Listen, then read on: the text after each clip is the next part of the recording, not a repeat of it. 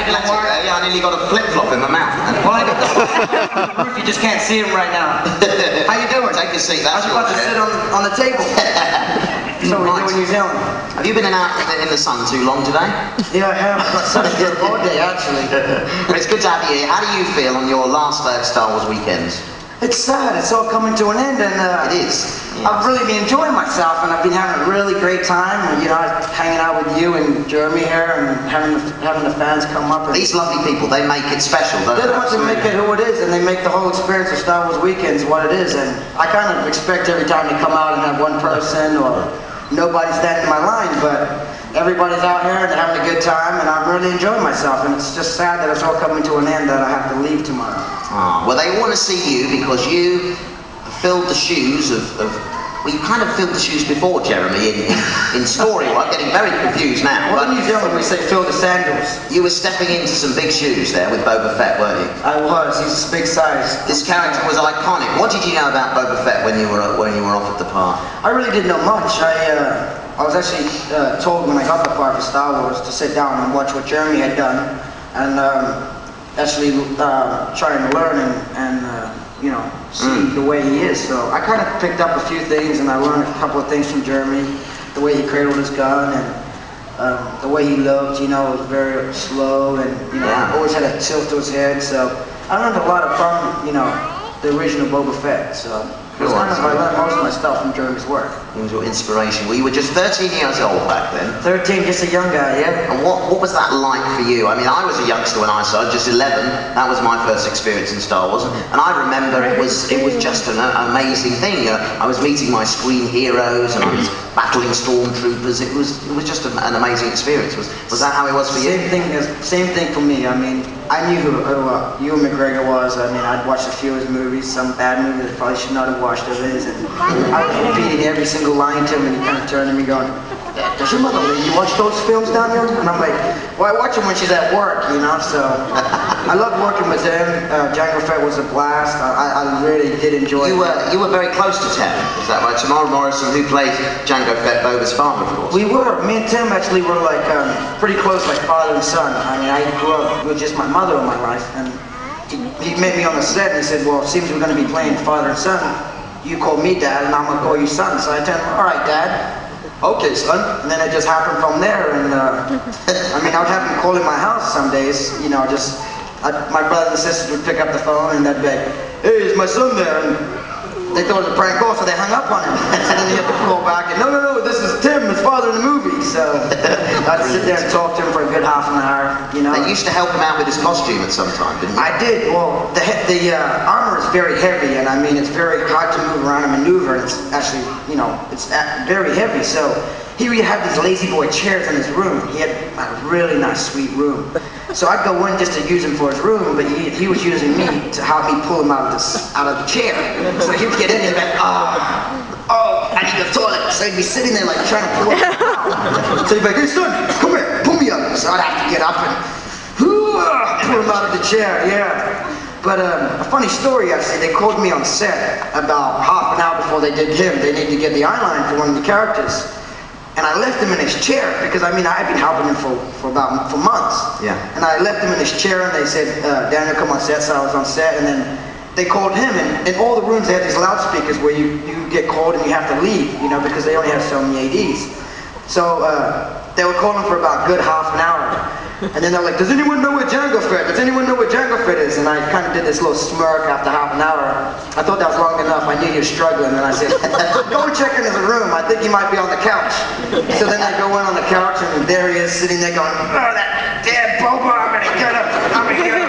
Stuck in his chair. Yeah, so he wasn't very happy after that one, but I had to owe him, and I got him back for that. Brilliant. Well, we've got a little clip now to show you. It'll take you back to that time, 13 years old, on the set of Attack of the Clones. Let's study at the moment, aren't you?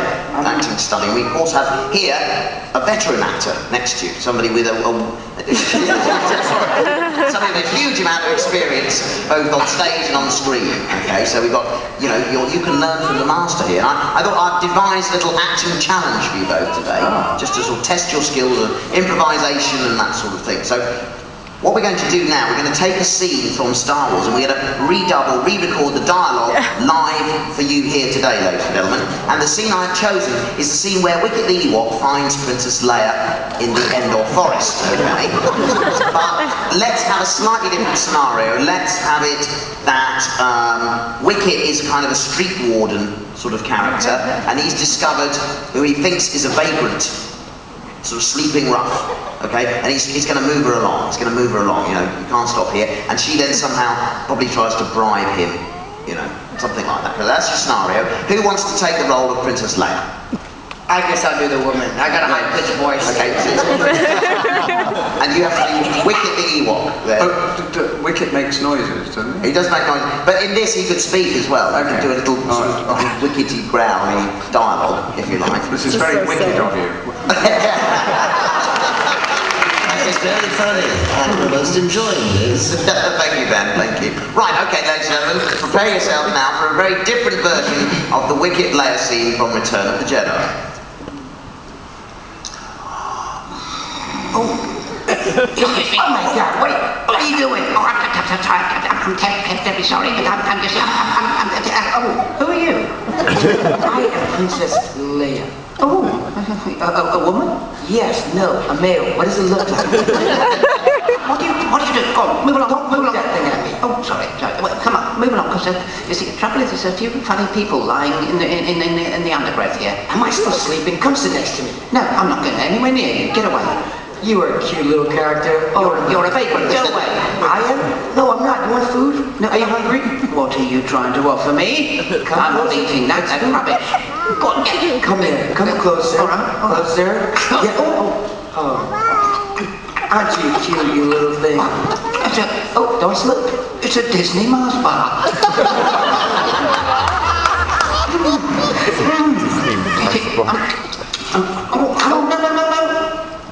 Oh, I'm just trying to take off my helmet, you silly little thing. You are a girl. I am, yes. What's in there? Is there more sweets? Ooh. Well, Maybe just head. Just one more. Oh, that bit was good. Well done. You've done it.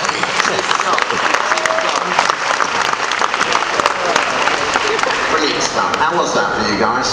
It was good.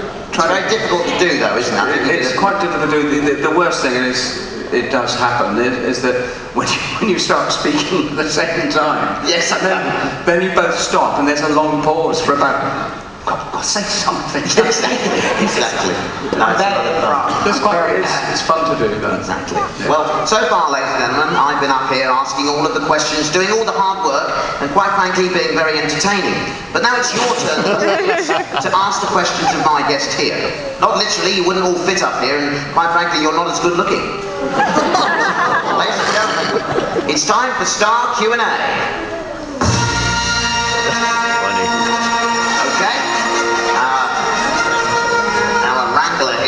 Is lining up with our questionnaires. What do you call them? Questionnaires? I don't know, I just made that word up. Our first question then, please. It's coming from Mark from New Jersey. Fantastic. How you doing, Mark? Hey, So a question for you, actually, if you don't mind. Your performance in the new Narnia movie was great. I want to know if you, what your future projects were going to be. Yeah.